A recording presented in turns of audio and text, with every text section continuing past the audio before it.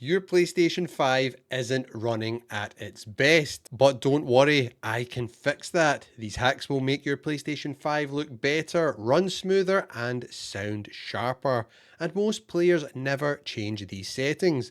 Let me show you how. Your PlayStation 5 gives you more control than you might think over how your games run, but most players never touch this. Inside your system settings, you can choose whether your PlayStation 5 prioritizes performance for smoother frame rates or resolution for sharper graphics. If you're playing fast paced games like first person shooter games, set it to performance mode. And if you're playing story driven games and you want every visual detail to shine through, try resolution mode. Find this under settings, saved data and game/app settings, and then game presets. Quick heads up, this only works for PlayStation 5 games, not PS4 titles. If you've got a TV that supports it, HDR or high dynamic range can completely change how your games look. It gives you richer colours, deeper blacks, and a more dynamic image overall. Go to settings, then screen and video, then video output, and lastly HDR. Set it to on when supported to enable it for compatible games, or always on to force HDR across everything. I recommend you just put it on when supported. Variable refresh rate is another one that's worth switching on. It can help keep your gameplay looking super smooth by syncing the frame rate to your TV in real time. This helps cut out, random judders or screen tearing, which can be really handy. Even better, you can apply it to unsupported games, but a little warning, it might not always look perfect on those. You can find this setting under settings, screen and video output, and then VRR. None of these performance upgrades mean much if you're using a bad HDMI cable, and that is where the sponsor of this segment comes in. Rui Pro sent me one of their groundbreaking 8K fiber optic HDMI cables to try out, and I've been using it with my PlayStation 5 and my PlayStation 5 Pro for the best possible picture and sound.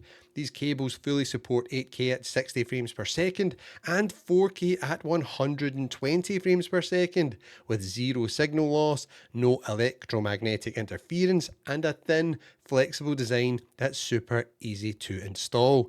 The best part, the connectors are detachable, which means if anything ever goes wrong and you've installed your HDMI cables behind a wall, say you have your TV mounted on a wall, you won't need to replace and rip out the whole cable. You can just replace the connector on the end. If you want to get the most out of your fancy TV and your PlayStation 5 display, I'll leave a link in the description to Rui Pro's HDMI cables and an exclusive 10% off discount code for all you legends watching the video. Big thanks to Rui Pro for sponsoring this section of the video. And speaking of high quality HDMI cables, you'll definitely need one if you want to unlock 120 frames per second gaming on your PlayStation 5. The good news, the HDMI cable that comes with your PlayStation 5 will be up to the job, as it is an HDMI 2.1 cable, so it can handle 120 FPS just fine. But if you're running a longer cable, routing through walls, or you just want something with even stronger anti-interference and future-proofing, that's where the premium cables like the Rui Pro one we just talked about come in. To enable 120 FPS, go to settings, then screen and video, then over to video output and 120Hz output, and make sure it's switched to automatic so it kicks in for any games that support 120 FPS mode.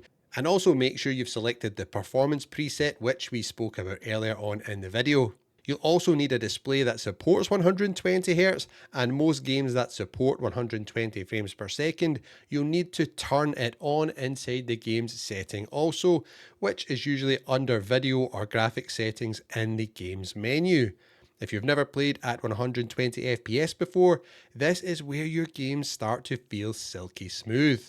Now, there's nothing worse running out of space when you're trying to download your new game you want to play right away on your PlayStation 5. That's why these next tips are quite important. And if you're regularly cleaning out your PlayStation 5, That's a good thing, as it can help your console stay in tip-top shape, as full storage can slow down your system processes and stop you from downloading new games and important software updates. So make sure you head to Settings, Storage, then Console Storage, and Games and Apps, and just clear out any games you are not playing. Remember, your save data stays safe even if you delete the game. Your PlayStation 5 automatically saves screenshots and videos every time you unlock a trophy. It's a cool feature, but these files can pile up and eat into your valuable storage. You can switch this off and save some valuable storage space by going to Settings, then to Captures and Broadcasts, then Captures, then Trophies, and set Save Trophy Screenshots to none, and also do the same for save trophy videos. Set it to none, and this will stop it automatically eating up your space every time you unlock a trophy. If you do want to remember those special platinum moments when you get a platinum trophy, make sure you select the correct option and only save platinum trophies. Keeping your PlayStation 5 up to date is key for getting the best performance out of your console. So make sure auto updates are switched on by going to Settings, then System Software, and System Software Update and Settings, and turn on both download and install options. Don't forget about Remote Play. It's a really cool feature on PlayStation, and this lets you continue your gaming on other devices like your phone, your iPad, your PC, or even your PlayStation Portal. Set it up by going to Settings, then to System, then Remote Play, then Enable Remote Play. Next up, we want to customize the rest mode features, which are available, as rest mode settings can actually make a big difference to what your PlayStation 5 can do when it is in rest mode. So head over to Settings, then System, then Power Saving, and then Features available in rest mode. First, enable supply power to USB ports. I leave mine on for 3 hours. This means it will charge any connected controllers for 3 hours before cutting off the power.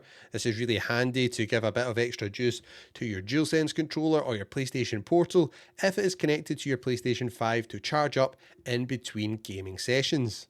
Also, turn on Stay Connected to the Internet so your console can update and download games while in rest mode.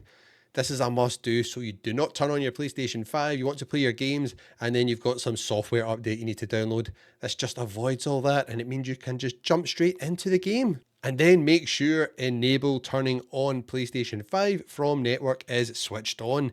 This lets you start your PlayStation 5 remotely from the PlayStation app or a remote play device like the PlayStation Portal. If you do not have this turned on, you will not be able to connect your PlayStation Portal to your PlayStation 5, so this is a biggie if you're planning on doing any remote play with your PlayStation console, on your Portal, or any other device. For the next tip, let's give your audio a competitive edge. Audio focus on PlayStation 5 is a hidden gem, especially if you play competitive games.